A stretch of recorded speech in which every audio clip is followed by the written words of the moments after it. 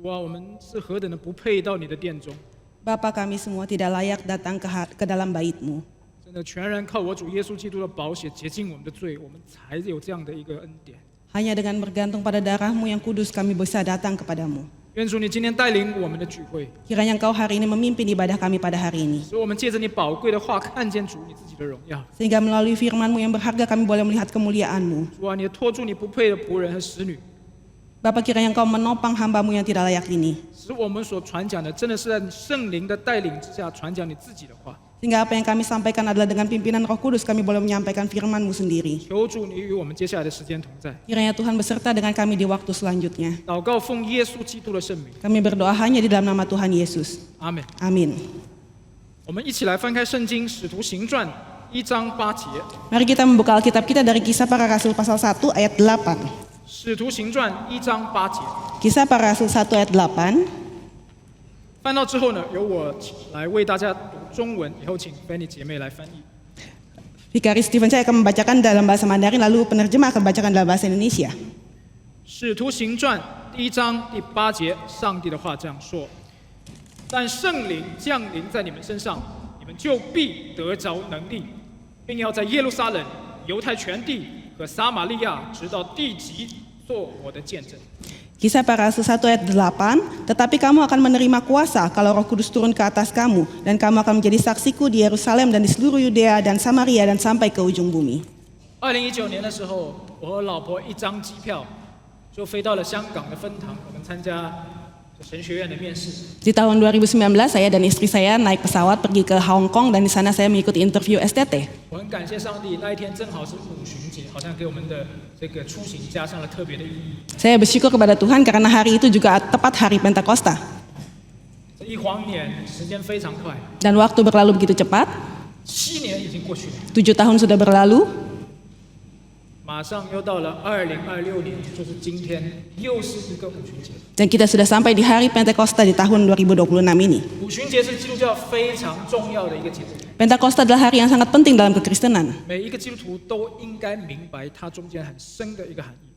Setiap orang Kristen harus mengerti makna yang sesungguhnya dari hari Pentakosta itu. 所以今天我们要传讲的主题是和五旬节相关，叫做圣灵的能力。 Maka hari ini yang akan kita bicarakan adalah berkaitan dengan Pentakosta, yaitu kuasa Roh Kudus. 我会分3个点来传讲。 Saya akan membaginya dalam 3 poin.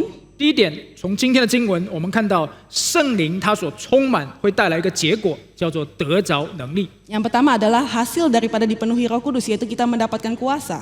第二点，我会传讲圣使我们得着能力的凭据是做主的见证。 Yang kedua, bukti bahwa kita dipenuhi oleh Roh Kudus adalah kita menjadi saksi Tuhan. 第三点，我们会看到做主见证的时候是有方向的，这个方向是直到地极。 Yang ketiga, ketika kita menjadi saksi Tuhan ada arahnya, yaitu sampai ke ujung bumi. 我们先看第一点，圣灵充满的一个结果。 Kita akan melihat poin yang pertama, yaitu hasil dari dipenuhi oleh Roh Kudus. 我知道有一些的这个传道人解经的时候呢，会把圣灵的浇灌，或者也称为圣灵的洗和圣灵的充满做一个特别的区分。 Saya tahu ada beberapa hamba Tuhan yang ketika menjelaskan mengenai Roh Kudus yang dicurahkan atau dipenuhi oleh Roh Kudus, dia membedakan dengan sangat ketat. 简单来说，前者是从外而内一次所赐下的能力， Ketika dicurahkan atau dibaptis Roh Kudus, ketika kita menjelaskan itu adalah satu kali di mana kuasa itu datang dari luar masuk ke dalam.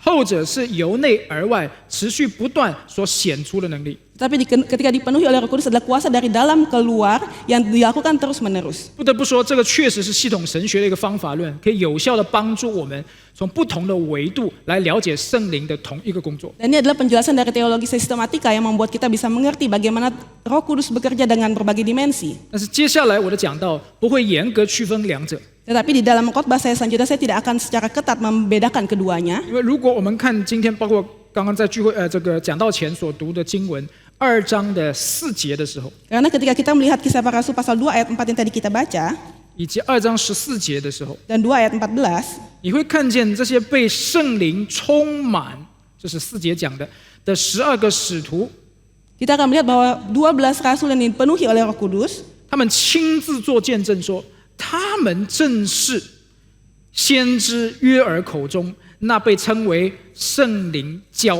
灌的人，这是在2章17节。 dan kita melihat di 2 ayat 17 mereka adalah seperti yang dikatakan oleh Nabi Yoel, mereka adalah orang-orang yang dicurahkan Roh Kudus.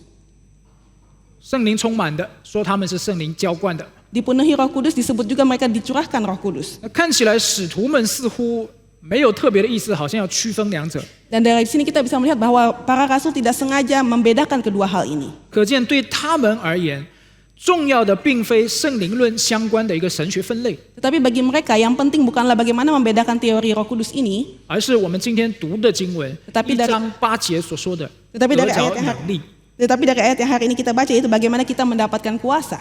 我们常常会听见有人辩论， Kita seringkali mendengar orang berdebat, 说基督徒到底以什么来服侍主呢？ orang Kristen sebenarnya melayani Tuhan dengan dasar apa? 有的人说以恩赐服侍主， Ada yang berkata dia melayani berdasarkan karunia. 你唱歌特别好去诗班， Kalau kamu nyanyinya bagus, maka kamu ikutlah paduan suara. 如果善于键盘的话呢，你可以司琴； Jika kamu pintar memainkan piano, maka jadilah pengiring musik. 乐于劝勉的，你可以加入探访组。 Jika kamu mudah menasihati, maka ikutlah pelawatan. 有的人有不同的看法， Ada orang punya pandangan yang berbeda. 说如果生命不好，恩赐很大，那他这个人很危险， Jika dikatakan jika hidupnya tidak baik tapi karunia-Nya besar, maka itu sangat berbahaya. 因为越服侍，你可能越建立自己的骄傲， Karena makin melayani mungkin makin sombong 最终就得罪上帝。 dan akhirnya berdosa di hadapan. 所以要先看这个人他自己生命好不好， Maka kita harus lihat dulu orang ini hidupnya baik apa tidak. 恩赐可以求的，才干可以操练的。 Karunia boleh diminta, talenta bisa dilatih.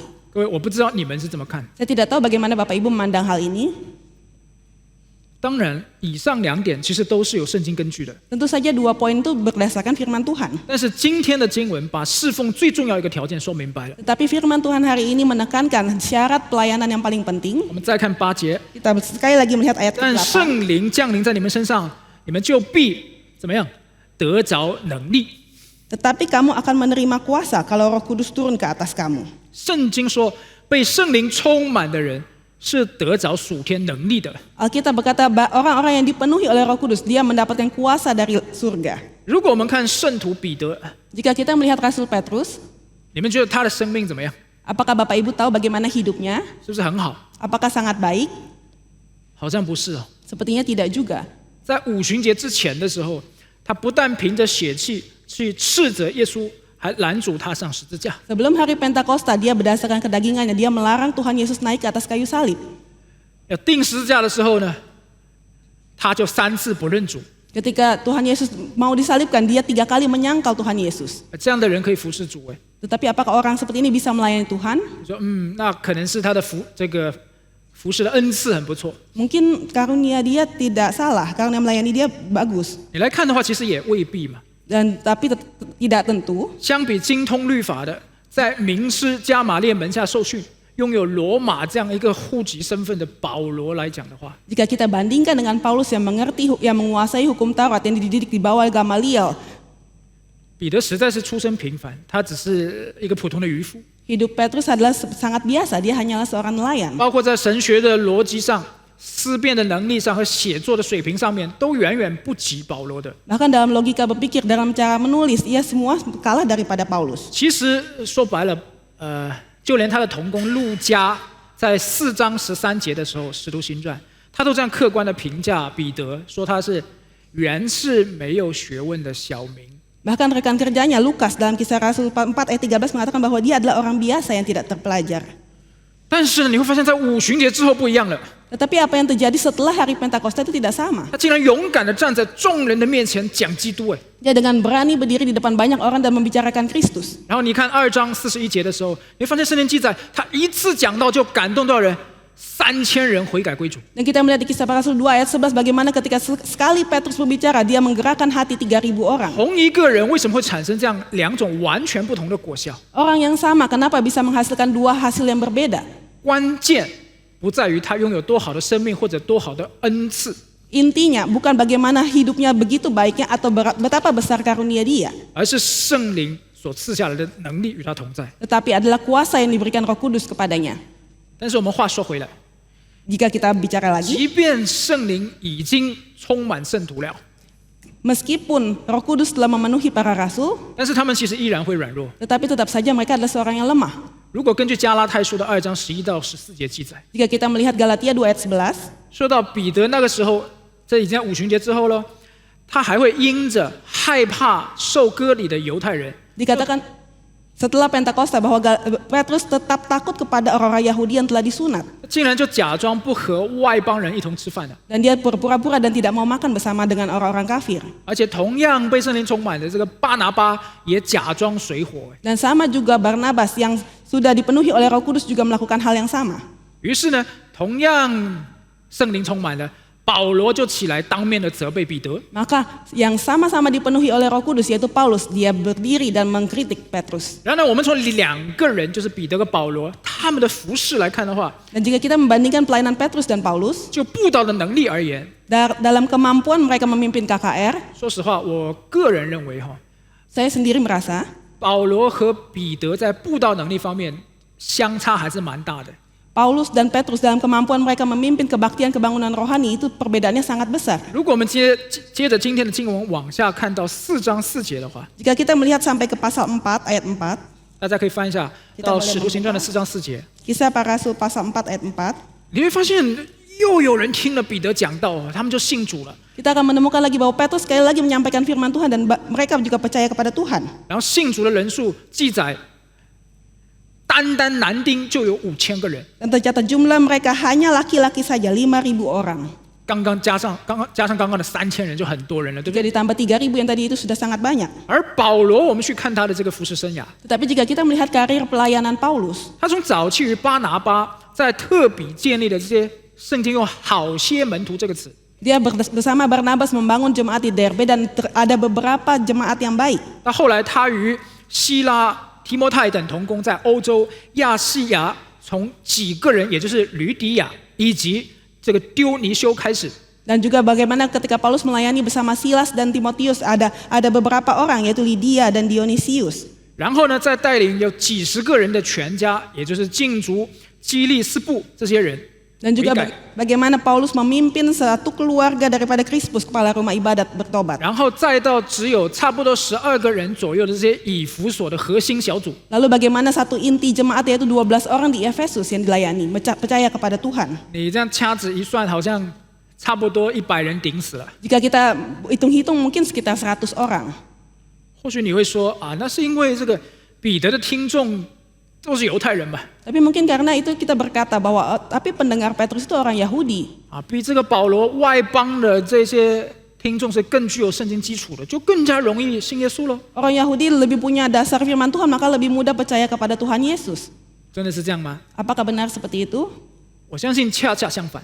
Saya percaya bahwa sebaliknya. 2000年前，我们不要忘了，耶稣他是被犹太人钉上十字架的。 2000 tahun yang lalu kita jangan lupa bahwa Yesus disalibkan oleh orang Yahudi. 2000年后的今天，那些最难仰望十字架的，还是那帮人。 Dan sampai sekarang yang sulit sekali memandang kepada salib Yesus Kristus adalah orang Yahudi. 所以我再说哈，服侍主、领人归主，最重要的条件不是他的生命，不是他的恩赐，也不是其他的一些客观的因素，而是圣灵的能力。 Maka sekali lagi saya katakan bahwa membawa orang kepada Kristus bukan karena hidupnya baik, bukan karena karunia besar, tapi hanya karena kuasa Roh Kudus. 当然，你可千万不要小看了保罗， Tapi tentu saja kita jangan sampai memandang rendah Paulus. 他输给彼得的仅仅是单场布道的这种能力。 Yang Paulus kalah daripada Petrus adalah dalam kemampuan yang memimpin KKR secara satu kali. 虽然圣灵赐给保罗的，并非像彼得那样的爆破力， Meskipun kuasa yang diberikan Roh Kudus kepada Paulus tidak seperti Petrus yang begitu meledak, 但是他那种循序渐进式的、化整为零的这种细胞式的、拓荒的这种持久力，恰恰是福音能够无孔不入的进入当时的罗马帝国他们的文化的关键。 tetapi kuasa yang diberikan Roh Kudus kepada Paulus adalah kuasa untuk boleh bertahan, mengerjakan satu persatu, memulai pelayanannya sampai Injil boleh sampai ke dalam kerajaan Romawi. 根据圣经在使徒行传的19章9到10节所记载的， Dari Kisah Para Rasul 19 ayat 9, 说到保罗在推拿奴的学房天天辩论，这样有2年之久，叫一切住在亚细亚的都听见主的道。 dikatakan Paulus setiap hari berbicara di ruang kuliah Tiranus. Hal ini dilakukannya 2 tahun lamanya, sehingga semua penduduk Asia mendengar firman Tuhan, baik orang Yahudi maupun orang Yunani. 我稍微查考了一下，有点可怕。 Jika kita memikirkan, kita akan sangat takut. 你知道2年时间天天这样传讲，这个说亚细亚人基本上都来了。当时的亚细亚的人口有几百万人呢。Kita bayangkan dalam 2 tahun setiap hari mengajarkan kepada orang penduduk Asia itu, dan kita tahu penduduk Asia satu ada jutaan. 这样看这个层面，保罗没有输给彼得。 Jika kita melihat dengan cara ini, maka kita bisa melihat pelayanan Paulus tidak kalah daripada Petrus. 各位看我们实际的事工的时候，大型的布道重要吗？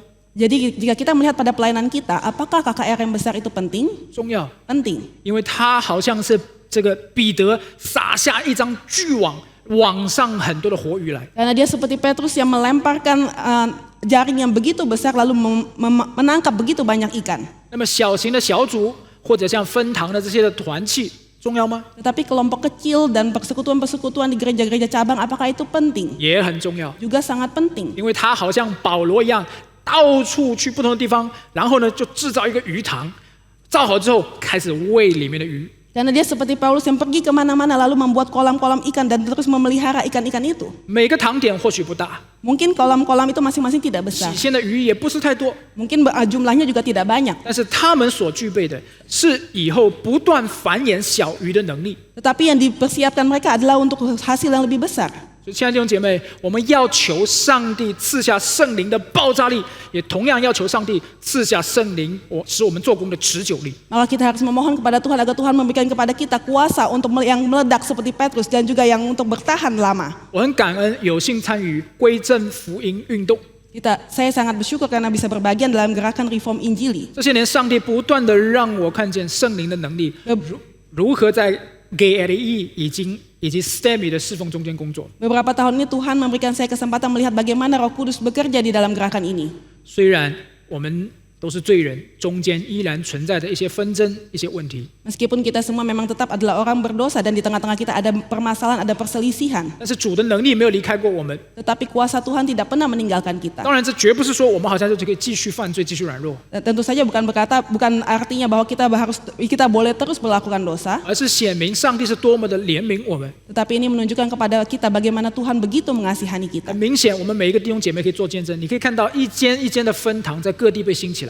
Dengan sangat jelas kita sendiri juga menyaksikan bagaimana Tuhan memimpin setiap cabang satu persatu berdiri. 各样的神学讲座以及属灵的活动，参加的人数也越来越多。 Dan semua seminar-seminar, semua kegiatan rohani yang ikut makin lama makin banyak. 布道大会的热度也没有消减， Dan juga semangat dalam KKR juga tidak padam. 所以在爆炸和持久上，圣灵把他的能力都丰丰富富的加给了GLE教会。 Sehingga dalam semangat meledak atau semangat bertahan dengan pelan-pelan, semuanya itu diberikan oleh kuasa Roh Kudus. 至于他的老仆人， Maka dan juga untuk hamba Tuhan kita, 那个不要 retire， 反倒要 refire 的那个唐崇荣牧师， hamba Tuhan kita pendeta Stephen Tong yang tidak mau pensiun tapi mau semakin dibakar. 86岁高龄了，还要求主赐给他50个城市去做 gabin。 Di usianya yang ke-86 tahun dia masih memohon kepada Tuhan untuk memberikan 50 kota lagi untuk dilayani dalam Kapin. 真的，他真的是一心想着就是领人归主。 Karena apa yang dipikirkan oleh Pak Tong adalah membawa orang kembali kepada Tuhan. 我还记得2023年的时候，当时在北苏的 Dolok Sanggol， Saya masih ingat tahun 2023 di Sumatera Utara di Dolok Sanggul. 我在那一场的 gabin 中间遇见一个很小的姐妹， Di Kapin saya bertemu dengan seorang saudari yang sangat kecil. 她是个高中生，人很小，胆子很大。 Dia adalah seorang siswi SMA dan badannya kecil tapi keberaniannya sangat besar. 她自己呢特别一个人从雅加达买机票坐飞机飞到了我们的布道现场。 Dia sendiri terbang dari Jakarta ke Sumatera Utara sampai ke tempat Kapin. 如果算上打车的话，来来回回差不多1700公里。 Jika dihitung semua perjalanannya termasuk naik mobilnya mungkin sekitar 1.700 km. 我就问她，我说你为什么要这样做呢？这么大老远的。 Saya bertanya kepada dia, mengapa kamu mau melakukan hal ini begitu jauhnya? 她的回答很坚定，很感动我。 Dia menjawab dengan sangat pasti dan itu menggerakkan hati saya. 她说我来就是要见证上帝的大能。 Dia berkata bahwa saya datang, saya mau menyaksikan kuasa Tuhan yang besar. 那天晚上她看见了，那天晚上成千上万的人举手在上帝的面前悔改痛哭。 Dan malam itu dia melihat bagaimana pekerjaan Tuhan membawa banyak orang mengangkat tangan bertobat di hadapan Tuhan. 姐妹，这个是多美的一个见证！ Ini adalah satu kesaksian yang begitu indah. 这实在是证明了圣灵的能力与我们的服事是同在的。 Dan ini membuktikan bahwa kuasa Roh Kudus memimpin pelayanan kita. 所以这也是我接下来要讲的第二点， Nah ini adalah kita akan masuk ke dalam poin kedua. 得着能力的凭据其实是做主的见证。 Bukti dari mendapatkan kuasa Roh Kudus yaitu menjadi saksi Tuhan. 说到这个能力的话，我们难免会去思考一个问题： Ketika kita membicarakan mengenai kuasa ini, maka kita harus mau tidak mau akan membicarakan hal ini. 我要如何知道自己有没有得着这个能力呢？ Yaitu bagaimana saya bisa tahu bahwa saya sudah mendapatkan kuasa kemampuan. 于是就有一派提出来说：啊，你得到这个能力，说方言就是那个凭据。 Maka ada satu aliran yang mulai mengatakan jika kamu mau membuktikan kamu memiliki kuasa Roh Kudus, maka kamu harus berbahasa roh. 大家做归正的听众，你应该很清楚这样的论调了。 Kita sebagai jemaat Reform pasti sangat mengerti tentang hal ini. 那其实呢，这个观点它从历史中发展过来，大概经历了3个阶段。 Sebenarnya poin ini di dalam sejarah mereka berkembang melewati 3 tahap. 第一个阶段其实是在18世纪的时候， Yang pertama ada di abad ke-18. 当时的时候 ，John Wesley 他提出第2次的祝福，就 second blessing 的概念。 Di saat itu John Wesley mengungkapkan tentang second blessing. 他认为基督徒会经历上帝的2次祝福。 Dia berkata bahwa dia beranggapan bahwa orang Kristen akan mengalami 2 jenis berkat. 第一次是发生在基督徒得救，他这个称义的时候。 Yang pertama adalah ketika orang Kristen diselamatkan, dibenarkan. 但是即便是这样，基督徒好像还是会经历到属灵的这个险境。 Tetapi setelah diselamatkan, orang Kristen tetap akan masuk ke dalam bahaya-bahaya rohani, 这险境其实就是犯罪。 yaitu jatuh ke dalam dosa. 那怎么办呢？我们不应该犯罪啊！ Lalu bagaimana? Seharusnya kita tidak boleh berdosa. 于是他就提出来说：啊，那就要经历第2次的祝福。 Maka dia berkata, wow, kalau begitu orang Kristen harus mengalami berkat yang kedua. 如果经历到这个第2次的祝福呢，就可以进入到一种他所定义的一个神学名词，叫做完全成圣。 Jika mengalami berkat yang kedua, maka orang Kristen akan mengalami yang kedua, entire sanctification. 简单来说 ，John Wesley 他相信从称义到成圣的中间是有要达成的条件的。 Secara simpel dikatakan bahwa dari orang Kristen dari dibenarkan sampai dikuduskan ada satu syarat lagi. 这个条件就是第2次的祝福。 Itu syarat itu adalah the second blessing. 以后时间到了这第2阶段，到了第19世纪。 Maka masuklah ke dalam tahap kedua di abad ke-19. 到19世纪的时候，有一对叫做 Smith 夫妇的， Ada suami istri Smith. 他们点燃了一个运动，叫做凯西克运动 （Keswick Movement）。 Mereka memulai satu gerakan yang disebut Keswick Movement. 他们这个运动成功的继承了 John Wesley 的，把这个称圣，称义到成圣中间的这个二分法的属灵危机的框架就延续过来。 Mereka berhasil mewarisi kerangka krisis rohani dari tahap kedua yang dikatakan oleh John Wesley. 不同的是，这个运动他们把第2阶段做了稍微的一些改造。 Yang tidak sama adalah di tahap kedua mereka melakukan sedikit perbaikan. 他们在那个时候取了圣经的用词，叫做圣灵的洗，去更新 John Wesley 这种完全成圣的概念。 Mereka menggunakan istilah baptisan Roh Kudus untuk menggantikan pengudusan sempurna dari John Wesley. 所以这个运动相信，只有受了圣灵的洗，才会不断的去顺服，得胜罪恶。 Mereka percaya bahwa orang yang telah menerima baptisan Roh Kudus maka dia akan terus taat dan akan mengalahkan dosa. 他们把这样的一个状态称为他们把这样的一个过程称为叫做更高的生命。 Dan mereka menyebut proses ini dengan istilah hidup yang lebih tinggi atau higher life. 所以凯西克运动也叫做更高等生命运动。 Maka Keswick Movement juga disebut sebagai higher life movement. 那如果你听得有点晕了，我简单讲，就是他们把 John Wesley 对第2阶段的这种状态性的定义，改成了一种服侍主的一种行动上面的鼓励。 Jika Bapak Ibu mendengar dan agak pusing, maka saya akan menjelaskan dengan lebih sederhana bahwa Keswick Movement ini mengganti definisi kondisi dari tahap kedua yang John Wesley itu menjadi satu dorongan untuk bekerja melayani Tuhan. 行动的鼓励就是不断的顺服，不断的顺服哈。 Yaitu dengan semangat bahwa tidak henti-hentinya taat. 这一改不得了哎，这个一改不得了了， Dan ketika ini berubah, 改出了大批的宣教士， dan gerakan ini menghasilkan banyak misionaris. 其中很有名的，比如说穆安德烈、 Yaitu diantaranya adalah Andrew Murray, 艾德森等等。 Diet Manson, dan lain-lain. 不止如此哦，他还改出了划时代的一些的这些传道人。 Dan tidak hanya itu, dia juga menghasilkan teolog-teolog yang mengubah zaman. 我说3个名字，你们一定知道。 Saya sebutkan 3 nama, Bapak Ibu pasti tahu. 第一个尼托生， Yang pertama Watchman Nee, 第2个宋尚杰， John Sung, 第3个是唐牧师的恩师纪志文。 dan Andrew G. 那其实呢，中国教会这么多的培灵会，也是这个运动的产物。Dan begitu banyak retret-retret kebangunan rohani di Tiongkok itu juga terpengaruh dari gerakan ini. 然而，也正是这个运动，以后成了五旬宗和灵恩派他们的温床。 Dan gerakan ini jugalah yang akhirnya nanti akan menghasilkan gerakan Pentakosta dan karismatik. 这温床是什么？ Apakah ranjang hangat itu? 你要寻找更高的生命吗？ Apakah kamu mau mencari hidup yang lebih baik? 那应该被圣灵充满。 Maka kamu harus dipenuhi oleh Roh Kudus. 那我怎么知道圣灵充满？我一定要有证据啊！ Tapi kalau bagaimana kita tahu kita dipenuhi oleh Roh Kudus? Kita butuh bukti. 所以接下去的人一直寻找证据，寻找证据，到第20世纪了。 Maka mereka terus mencari buktinya sampai ke abad 到 20. 第20世纪的时候，出现一个人，名字叫做 Charles Parham。 Dan di abad 20 muncul seorang yang bernama Charles Parham.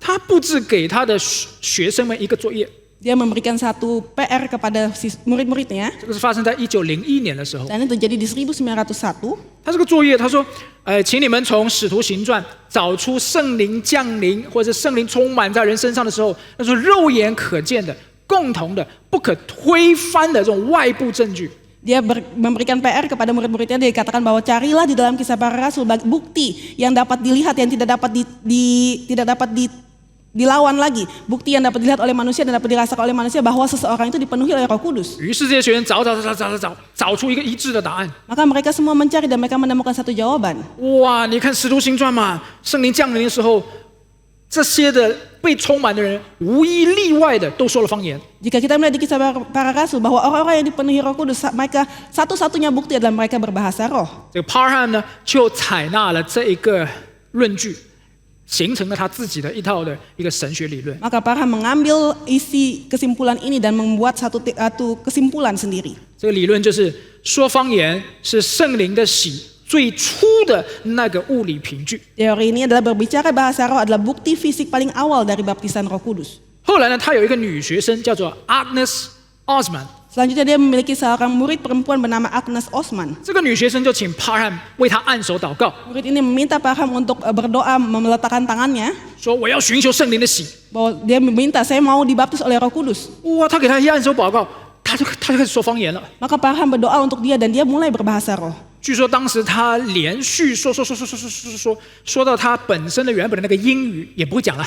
Dikatakan bahwa waktu itu dia mulai berbicara bahasa roh dan terus-menerus sampai dia lupa berbahasa Inggris. 然后他只能发出好像汉语一样的一个这个音节还是怎么样。 Dan dia hanya bisa mengeluarkan perkataan-perkataan yang seperti bahasa Mandarin. 不止如此，他还会开始写汉字。 Dan dia seperti seakan-akan bisa menulis bahasa Hanzi, 把它 tulisan Mandarin. 还有tulisan Mandarin。所以我今天特别把这个图片找出来了。 Dan saya menemukan satu gambar. 说童工呀，请为我们播放哈。这个，所以他写的汉字， Dia berkata bahwa dia menulis Hanzi atau tulisan Mandarin. 这个一左一右呢，分别刊登在当时的2份报纸上。 Dan dua gambar ini diterbitkan di surat kabar saat itu. 怎么样？ Bagaimana? 你们看不懂啊？ Apakah Bapak Ibu bisa melihatnya dan mengerti? 这圣灵充满写下来的。 Ini adalah apa yang dituliskan oleh orang yang dipenuhi oleh Roh Kudus. 抱歉，反正我自己作为中国人，我好像可能学识尚浅，我也没怎么看懂。 Dan maafkan saya sebagai seorang Chinese juga tidak bisa mengerti apa artinya. 好了，更讽刺的是什么呢？这个 Parham 他后来还差派了18名自称领受了日本、中国、印度方言的人去那些地方去宣教。 Dan akhirnya Parham juga mengutus 18 orang yang dikatakan dipenuhi oleh Roh Kudus pergi ke Jepang, ke Cina, ke India untuk mengabarkan Injil. 结果没有一个人听懂他们在说什么。 Tetapi hasilnya tidak ada satu orang pun yang mengerti apa yang mereka katakan. 然而，那个就是五旬节运动的起点。 Tetapi itu adalah awal dari gerakan Pentakosta. 以后他有一个学生非常的著名，叫做 William Seymour。 Dan dia memiliki satu orang murid yang sangat terkenal namanya William Seymour. 他把这个神学就带到了洛杉矶， Dia membawa teologi ini ke Los Angeles. 最终引发了影响全世界的叫做阿苏莎大街的一个大复兴。 Dan akhirnya membawa satu kebangunan yang begitu terkenal yaitu Azusa Street Revival. 当时其实，在那个街上有一个小仓库， Dan di saat itu di jalan itu, 走进去了，一进去了就开始倒地， di saat itu mereka banyak orang yang jatuh, 然后抽搐的抽搐，跳跃的跳跃，奔跑的奔跑，痛哭的痛哭，说方言说方言。yang terkejang-kejang-kejang, yang lompat, yang menyanyi, yang menangis, semua begitu kacaunya. 这是一片乱象。 Semuanya begitu kacau. 但是偏偏，这个事件最终就越发推使着这个神学概念， Tetapi kejadian ini malah mendorong gerakan ini menjadi lebih besar, 也就是以说方言为凭据去追求圣灵的喜这样的神学， yaitu teologi yang mengejar baptisan Roh Kudus yang dibuktikan dengan berbahasa roh. 最终被疯狂的传到世界各地， Dan itu menyebar sampai ke seluruh dunia. 演变成了后来的灵恩派。 Dan yang akhirnya menjadi gerakan karismatik. 弟兄姐妹，这样算下来的话，其实五旬宗或者是灵恩派，他们加起来顶多也差不多125年， Jika kita melihat seperti ini, maka kita melihat bahwa gerakan karismatik kira-kira 125 tahun. 却不知其实早在1870年之前的第2世纪中叶的时候，在教会历史中间，老早就出现过一个派别，叫做蒙他奴派。 Tetapi jika kita melihat di dalam sejarah, yaitu 1870 tahun sebelumnya, ada satu gerakan yang disebut Montanism. 这个 Montanism 他们和五旬宗灵恩派有着非常出奇的相似性。 Montanism dan gerakan karismatik dan Pentakosta memiliki satu kesamaan. 当时蒙他奴他的2个女助手在聚会中间突然好像陷入一种好像很超自然的一个状态，他们就狂喜，哈哈哈哈，一直笑。 Saat itu Montanus dan 2 asisten perempuannya, Priscilla dan Maximilla, mereka tiba-tiba mengalami suatu kejadian supranatural dan mereka begitu senangnya dan mereka tertawa terbahak-bahak. 而且浑身抽搐， Dan mereka terkejang-kejang. 开始大声的说方言。 Mereka terus dengan suara keras mereka berbahasa roh. 当然，这个方言是指着其他人完全听不懂的，不知道他在说什么， Tetapi bahasa roh itu adalah yang tidak bisa dimengerti oleh orang lain. 并且他还直接发布神谕，也就是我们所谓的预言。 Dan mereka terus bernubuat. 更甚的是什么呢？这个孟他奴他竟然直接宣称，他说：“我就是耶稣应许的那一位，这个中保就圣灵保惠师的代言人。” Dan Montanus sendiri dia berkata, aku adalah juru bicara sang penghibur yang dijanjikan oleh Yesus itu. 然后他的那个女助手 Dan asistennya berkata, 宣称自己的预言其实高过圣灵的启示， dia menyebut bahwa nubuatnya yang disampaikan oleh dia itu lebih tinggi daripada wahyu 也 Alkitab, 高过使徒的话。 lebih tinggi daripada perkataan para rasul. 弟兄姐妹，这种将个人凌驾于圣经启示之上的做法，最终导致他们在200多年以后被大公教会判定为严重的异端。 Dan cara pandang bahwa mereka, wahyu, nubuat mereka lebih tinggi daripada wahyu firman Allah, ini membuat mereka dicap sebagai bidat. 在200多年之后被判定的， Dan 200 tahun setelahnya mereka dicap sebagai bidat. 并且被彻底永久的开除这会籍。 Dan mereka akhirnya dikeluarkan daripada gereja. 而今天，我们可以常常听到我们的弟兄姐妹说什么呢？ Tetapi上帝对我说。 di hari ini kita seringkali masih mendengar orang-orang berkata, Tuhan berkata kepada saya. 请你注意哦，这是我们的弟兄姐妹。 Ini adalah saudara-saudara kita yang 我 berkata. 必须强调，五旬宗也好，灵恩派也罢，他们的信徒依然是我们主内的家人。 Saya harus menyelekankan bahwa orang-orang gerakan Pentakosta, gerakan karismatik, mereka juga adalah satu keluarga dalam Kristus. 他们的启示论、他们的圣灵论固然有很大的问题， Memang mereka memiliki masalah yang besar dalam doktrin Roh Kudus dan doktrin wahyu mereka. 但是他们对基要真理的那个持守，远远超过那个古老的异端。 Tapi bagaimana mereka mempertahankan doktrin-doktrin dasar itu jauh melebihi daripada bidat-bidat di zaman 时 dulu. 间关系，我不能太多展开。 Saya tidak bisa menjelaskan dengan lebih banyak, 有一个重要的提醒， tetapi ada satu hal yang perlu 就 diingatkan, 是五旬宗灵恩运动，差不多100多年。 yaitu gerakan Pentakosta, gerakan karismatik sekitar 100 tahun. 如果再算上孟他奴的200多年， Jika digabung dengan Montanism 200 tahun, 那么差不多最多就300多年在方言方面的这个混乱。 maka paling banyak ada kekacauan bahasa roh itu sekitar 300 tahun. 而那教会历史却长达2000年之久， Tetapi sejarah gereja sudah 2000 tahun. 其中有1600多年是不存在这种乱象的。 Dan sisanya 1600 tahun tidak ada kekacauan bahasa roh seperti ini. 所以，亲爱的弟兄姐妹，你们自己去想吧。 Maka mari kita semua memikirkan sendiri. 我们是要尊重历史并从中吸取教训呢， Apakah kita mau mementingkan sejarah dan belajar daripada sejarah itu? 还是说要一意孤行？ Atau apakah kita mau mengikuti kehendak kita sendiri? 五旬宗灵恩派在这一方面的问题，难道也要像孟他奴派一样持续到200多年吗？ Apakah Pentakosta dan karismatik ini juga akan seperti Montanism akan bertahan sampai 200 tahun? 求主怜悯我们的教会。 Kiranya Tuhan berbelas kasihan terhadap gereja kita. 所幸的是，我们回过来 ，Parham 他当时对方言的理解和现代的许多五旬宗灵恩派是不一样的。 Untungnya Parham waktu itu dia memiliki pemahaman mengenai Roh Kudus berbeda dengan gerakan karismatik yang sekarang. Parham 他坚信圣经所谓的方言是一种地上已知的外国语言而已。 Parham percaya bahwa bahasa roh yang dikatakan oleh Alkitab adalah jenis bahasa yang sudah diketahui oleh manusia. 而且圣灵赐下这种的方言，是为了让宣教士可以直接去世界各地去服侍。 Dan Roh Kudus memberikan bahasa roh itu supaya misionaris bisa pergi ke daerah-daerah dan mengabarkan Injil. 虽然他在这个就我刚刚提到的18个宣教士这样的一个实践中间，虽然失败啊， Meskipun dalam prakteknya ya bagaimana dia tadi mengutus 18 orang misionaris untuk pergi itu gagal. 但是那个只能证明他所差的这些人没有领受真正的方言而已， Tetapi itu hanya membuktikan bahwa orang-orang yang dia utus itu tidak mendapatkan baptisan Roh Kudus. 并非是说他本身在方言的理解这样的解经上是错的。 Tidak memiliki bahasa roh, tapi ini tidak membuktikan bahwa pemahaman tentang bahasa roh Parham adalah salah. 事实上，他的理解恰恰符合圣经的原意。 Sebenarnya pemahaman Parham itu sesuai dengan firman Tuhan. 在最早的希腊文译本，其实是译本中 Di dalam Septuaginta, 方言一词用的是 glossa， bahasa roh menggunakan kata glossa. 它最早是出现在创世纪的10章5节，也就是巴别塔事件所分开的这种各国的方言。 Dia pertama-tama muncul di Kejadian 10 ayat 5 bagaimana orang-orang ketika membangun menara Babel mereka berkata-kata dengan bahasanya sendiri. 以及在哥林多前书14章，也就是对方言定义最有争议的那一章，他们用的都是同一个词 glossa。 Dan juga di Korintus pasal 14 ketika membicarakan bahasa roh juga menggunakan kata yang sama yaitu glossa. 其实这个方言，这个 glossa 指的就是我们今天所读的经文，继续往后，在第2章的6节或者是11节所谈到的相谈。 Yaitu kata glossa ini juga digunakan di Kisah Para Rasul 2 ayat 6 yaitu dikatakan mereka berbicara dengan bahasa mereka sendiri.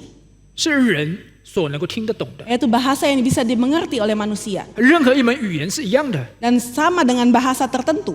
这个方言是具备可系统化解读之结构的， Bahasa yang bisa diinterpretasikan secara sistematis. 绝非你和别人都听不懂的单音节，或者是很多的单音节随便拼凑起来一个多音节。 Dan bukan hanya bunyi-bunyi tunggal yang disusun atau bunyi-bunyi majemuk yang disusun menjadi satu. 关键在于弟兄姐妹，使徒们说的方言，在我们今天读的圣经的2章4节的时候，它被解释为是别国的话。 Dan dikatakan ketika para rasul mengatakan bahasa roh itu di Kisah Para Rasul 2 ayat 4 dikatakan mereka berkata-kata dalam bahasa-bahasa lain. 所以我必须强调，方言它只是上帝宣教计划里面的一个工具，一个方法。 Maka bahasa roh kita dapat tekankan bahwa itu hanyalah satu alat, satu cara untuk mengabarkan Injil. 那绝非是去评判一个人是否被圣灵充满、得着能力的凭据。 Dan bukan untuk digunakan sebagai bukti bahwa seseorang dipenuhi oleh Roh Kudus. 恰恰相反，耶稣说，这个方法所指向的才是那个真正的凭据。 Sebaliknya Yesus berkata bahwa cara ini justru menunjukkan kepada bukti yang sesungguhnya. 这些的使徒们被圣灵充满了，然后去做什么？ Yaitu ketika para rasul itu dipenuhi oleh Roh Kudus, apakah yang mereka kerjakan? 所以这个方言，这个方法所指向的是去做我的见证， Maka cara ini menunjuk kepada jadilah saksiku. 这个才真正的凭据。 Inilah bukti yang sejati. 各位，做主的见证意味着我们自己不是那个中心， Bersaksi bagi Kristus berarti bukan kita yang menjadi pusatnya, 耶稣基督他才是。 tetapi Yesus Kristus yang menjadi pusatnya. 有的传道人讲到， Ada hamba Tuhan yang ketika berkhotbah, 我说难听点，专门做自己的见证。 dia terus bersaksi bagi dirinya sendiri. 这些人打着属灵的幌子， Dia menggunakan topeng rohani. 说什么我们相信耶稣的人不一样， Dia berkata bahwa kita percaya Yesus tidak sama. 当然没有错啊。 Tentu saja tidak salah. 我们相信耶稣的人跟世人不一样。 Kita orang yang percaya kepada Kristus itu tidak sama dengan orang dunia. 然后呢，他就讲1个钟头自己的事情。 Lalu dia 1 jam berkhotbah dan dia terus membicarakan diri sendiri. 我今天做多少好事，碰见谁，讲这个东西。 Hari ini saya sudah melakukan hal baik apa dan hari ini saya bertemu dengan siapa. 有的人说什么基督教是利国利民的。 Ada orang juga berkata bahwa kekristenan itu berguna bagi negara dan bagi rakyat. 当然如此， Tentu saja. 但事实上，它的背后藏着基督教本国化这样的一个红旗。 Tapi sebenarnya di belakang ada agenda negara di dalamnya. 最近呢，网上流传着一篇文章， Dan belakangan di internet ada satu artikel. 这个文章的名字叫做“这不是一件需要被遮盖的事，这是一件需要被曝光的事”。 Artikel ini berjudul "Ini bukan satu hal yang harus ditutupi tetapi harus dibukakan." 作者本人揭露， Dan penulis itu menulis, 在雅加达有一间教会，他自封是最纯正的福音传讲。 Dia menyebutnya sebagai gereja yang memiliki Injil yang paling sejati. 但是在这封信中讲到，这个领袖呢，却滥用属灵的权柄，去欺骗和压榨可怜的会友。 Tetapi di dalam artikel dikatakan bahwa pemimpin gereja itu menggunakan kuasa rohaninya untuk menekan, untuk memeras jemaatnya. 并且以商宣和教育这样的噱头，从中国大陆吸引很多爱主弟兄姐妹过来。 Dan dengan endorsement, dengan pengajaran, mereka memanggil banyak saudara dari Tiongkok untuk datang. 最终去了这些人，他们的钱财受到亏损，生命反倒被伤害。 Dan akhirnya orang-orang yang datang itu mereka mengalami kerugian dalam hidup mereka dan hidup mereka menjadi hancur. 这篇文章是经过多人的见证，是真实的。 Artikel ini sudah disaksikan oleh banyak orang dan benar adanya. 可恨的是，这样的恶事还在继续不断的发酵。 Tetapi hal yang sangat menyedihkan adalah hal ini terus terjadi berulang-ulang. 并且已经在不信的人中间，我亲自见证的，已经在不信的人中间有了臭名。 Dan saya sendiri menyaksikan bagaimana kejadian ini menjadi berita yang buruk di hadapan orang-orang yang belum 弟 percaya. 兄姐妹，我们主的圣名可以如此被羞辱吗？ Apakah nama Tuhan kita yang kudus boleh dipermalukan seperti itu? 当然不可以。 Tentu saja tidak boleh. 所以我盼望那位传道人 Maka saya berharap hamba Tuhan itu 也可以快快的悔改。 dapat segera bertobat. 如果不悔改， Jika tidak bertobat, 主的审判一定不会延迟的。 maka penghakiman Tuhan pasti akan datang. 我也奉劝在中国现在正在听到的弟兄姐妹， Saya juga menasihati saudara-saudari di Tiongkok. 你们如果真的爱主的话， Jika kalian sungguh-sungguh cinta Tuhan, 就应当来听一听保罗的教训。 maka harus mendengar pengajaran Paulus. 保罗在罗马书的10章2节这样说， Paulus di Roma 10 ayat 2 berkata, 他说：“我们这些人如果向上帝是真的有热心的话，就当按着真知识去寻求。” jika kita sungguh-sungguh giat bagi Tuhan, maka kita harus menyertainya dengan pengertian yang benar. 所以各位，请在中国弟兄姐妹，你谨慎查考，三思而后行。 Maka saudara-saudari yang ada di Tiongkok, maka Bapak Ibu harus benar-benar memikirkan sebelum bertindak. 各位，像我以上所提及的这些羞辱主名的见证，可以算为得着圣灵能力的凭据吗？ Seperti yang tadi saya katakan, orang hamba Tuhan yang mempermalukan nama Tuhan, apakah itu bisa disebut sebagai bahwa mereka memiliki bukti dipenuhi oleh Roh Kudus? 断乎不可。 Tentu saja tidak. 像彼得那个样子， Seperti Petrus, 跟从耶稣3年， dia mengikuti Yesus 3 tahun. 他本有很可以夸口的资本的， Dia sebenarnya memiliki kualifikasi untuk membanggakan diri, 他却毫无私心的高举主。 tetapi dia tidak melakukannya. 在今天的2章36节，他说。 Dia meninggikan Kristus dan dia berkata, 你们钉在十字架上的这位耶稣，上帝已经立他为主，立他为基督。 dia berkata bahwa orang yang kamu salibkan itu yaitu Yesus, Allah telah membuat dia menjadi Tuhan dan Kristus. 像彼得这样勇敢为主做见证，甚至以后为主殉道，这样的见证在哪里？ Seperti Petrus yang terus meninggikan Kristus, bersaksi bagi Kristus dan akhirnya menjadi martir. Kesaksian seperti ini sekarang ada di mana? 这样的见证才是真正被圣灵充满、得着属天能力的凭据。 Kesaksian seperti ini adalah bukti yang sejati bagaimana dipenuhi oleh Roh Kudus. 这是我讲的第2点。 Ini adalah poin kedua yang saya katakan. 第3点的时候，你会发现我们得了凭据了， Di poin ketiga kita menemukan bahwa kita sudah mendapatkan bukti 开始去做工了， dan sudah mulai bekerja. 去做见证了。 Kita sudah mulai bersaksi. 但是你的方向在哪里？ Tetapi arahnya kemana? 刚刚我提到这一系列教会的问题， Tadi saya sudah mengatakan tentang permasalahan-permasalahan dalam gereja. 但是亲爱的弟兄姐妹，提醒各位，也提醒我自己，我们千万不要只说别人的问题。 Tetapi saya memperingatkan pada kita semua, termasuk saya, bahwa kita tidak hanya membicarakan masalah orang lain. GRE 自己也必须要反省的。 GRI sendiri juga harus bangkit. 我们如果真的觉得我们自己是做主的见证的话， Jika kita sungguh-sungguh merasa bahwa kita terus menjadi saksi Tuhan, 那么我们真的有没有严格的按照主的吩咐去做见证？ apakah kita dengan ketat mengerjakannya sesuai dengan perintah Tuhan? 回到今天的经文1章8节， Jika kita melihat Kisah Para 1 ayat 8, 耶稣说：“是的，要做我的见证，但是要怎样？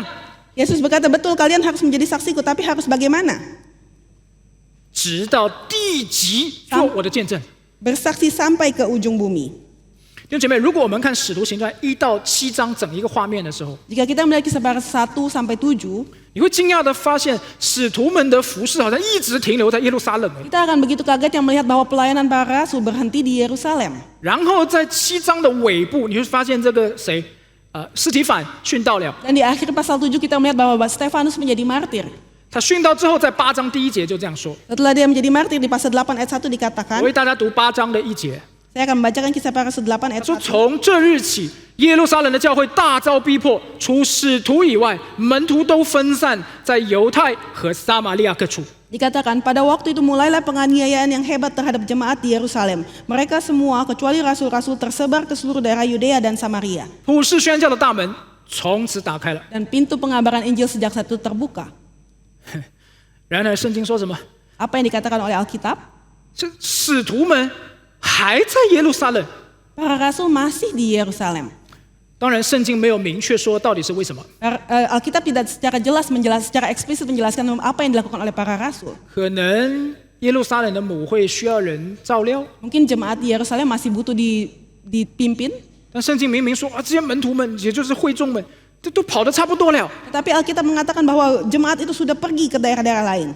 那么有没有可能啊，这些的使徒们，他们其实对外邦是有所保留？ Apakah ada kemungkinan bahwa para rasul itu masih memandang yang berbeda kepada orang-orang non-Yahudi? 我相信这个可能性还是蛮大的。 Saya percaya masih ada kemungkinan seperti itu. 因为当我们继续看《使徒行传》，如果你看到第10章的时候，里面有出现一个彼得看见异象， Karena ketika kita melihat Kisah Para Rasul pasal 10, kita melihat bagaimana Petrus mendapatkan visi.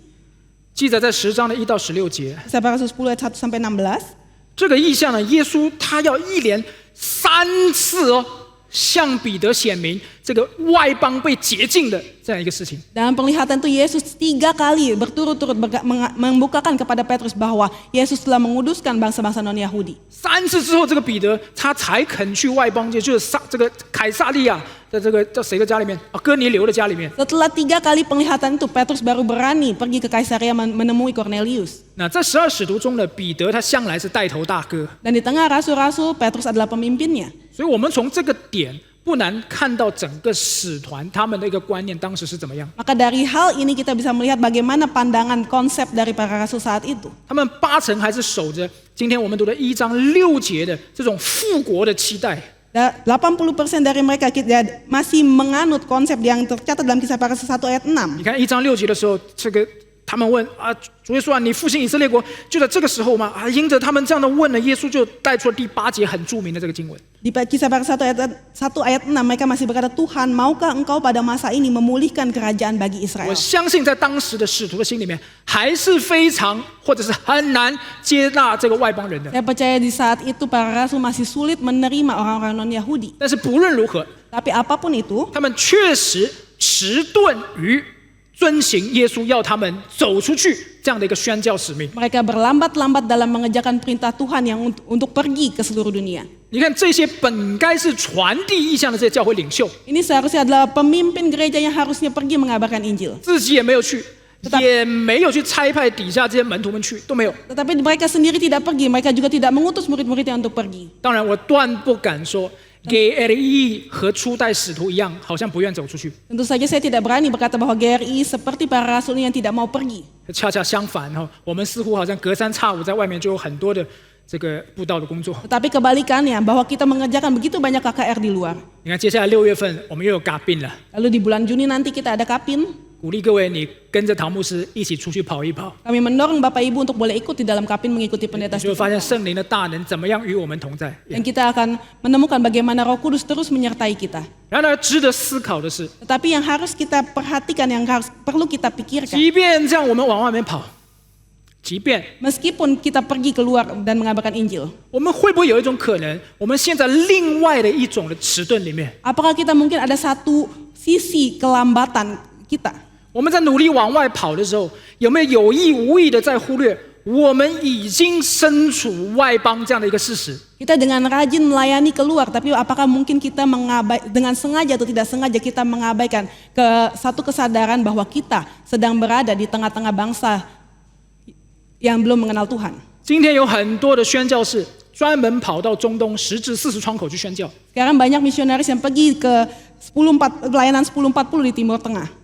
我们这些人，我们却被主放在全世界回教徒人口最多的国家。 Tetapi kita semua di sini, kita ditempatkan oleh Tuhan di dalam satu negara yang memiliki penduduk Muslim terbanyak, 就是印尼。 yaitu Indonesia.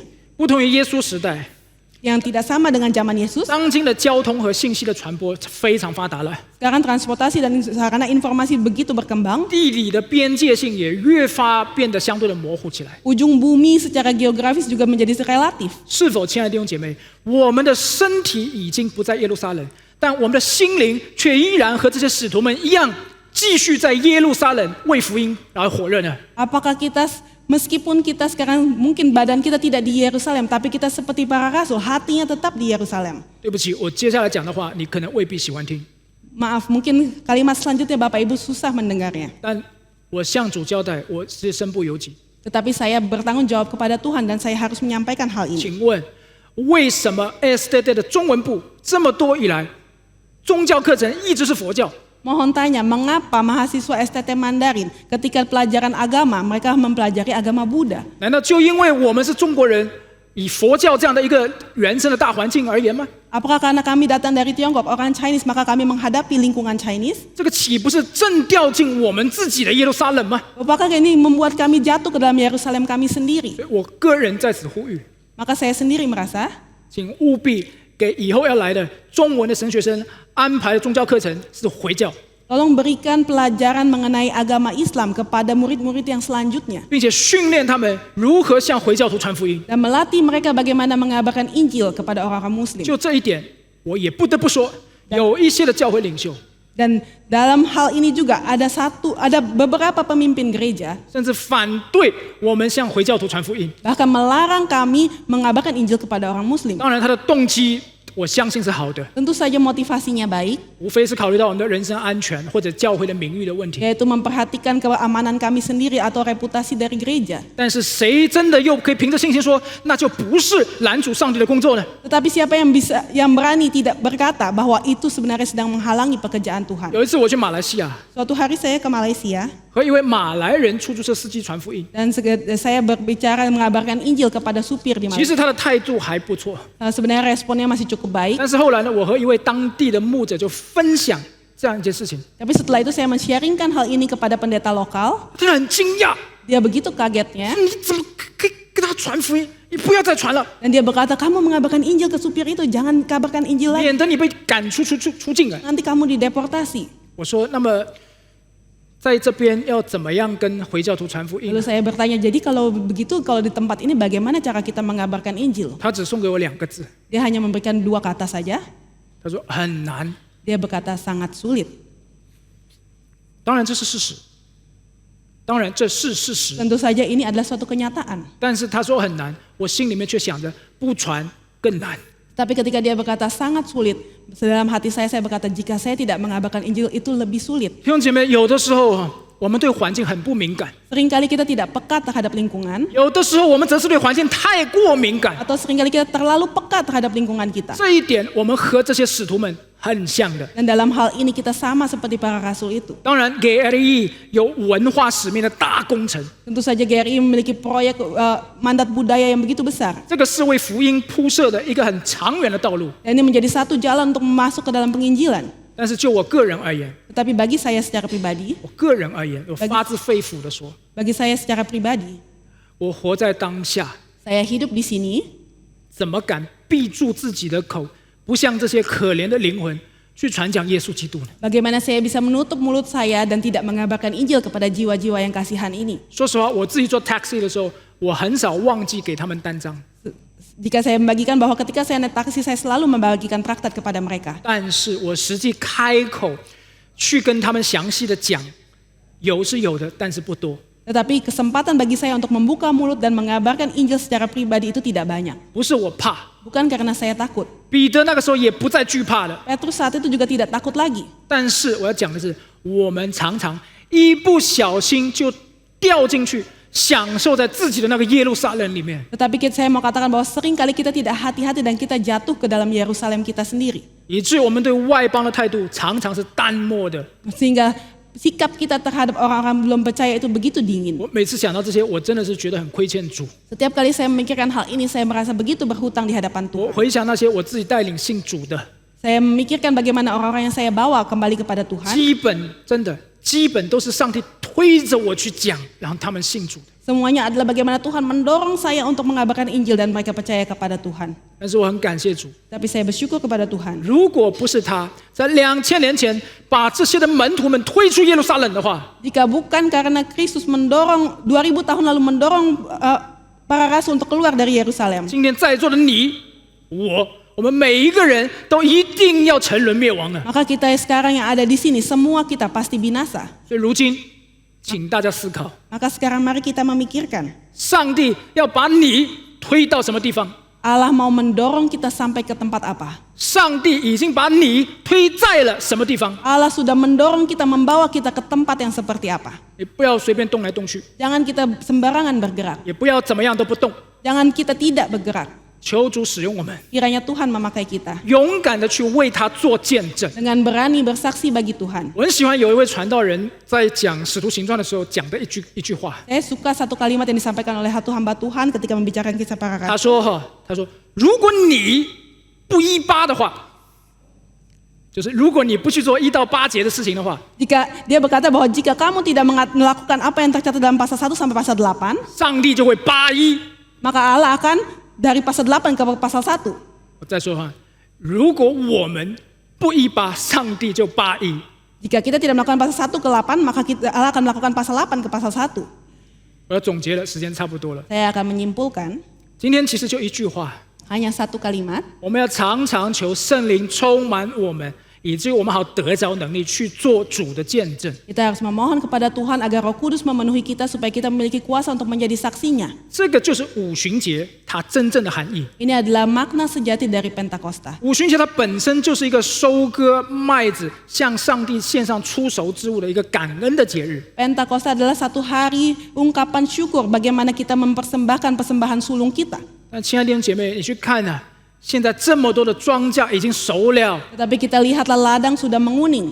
所以我们要像马太福音所说的，要求庄稼的主打发他的工人去收割庄稼。 Maka seperti yang di Matius 9 ayat 38 tercatat, mintalah kepada Tuhan yang empunya tuayan supaya mengirimkan pekerja-pekerja untuk. 各位亲爱的弟兄姐妹， Maka Bapak 我 Ibu, 们个人要起来，勇敢的做上帝的工人。 kita semua harus berdiri dengan berani menjadi pekerja Tuhan. 我们应该去使万民做主的门徒， Kita harus pergi membawa banyak bangsa kembali menjadi anak-anak Tuhan. 这个就是做主的见证了。 Inilah caranya kita menjadi saksi Tuhan.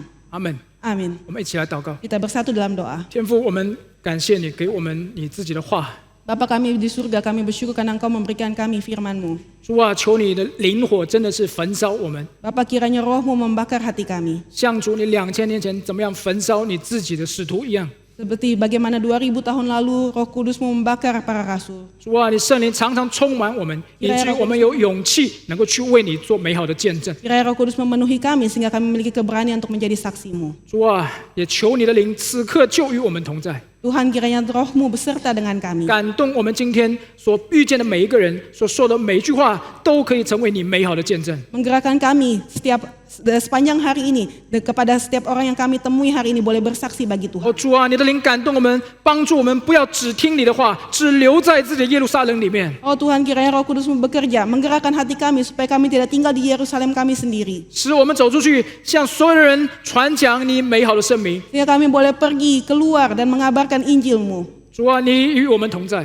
Tuhan besertalah dengan kami. 我们祷告是奉耶稣基督的圣名， Kami berdoa hanya di dalam nama Tuhan Yesus yang telah menang. 阿门。 Amin.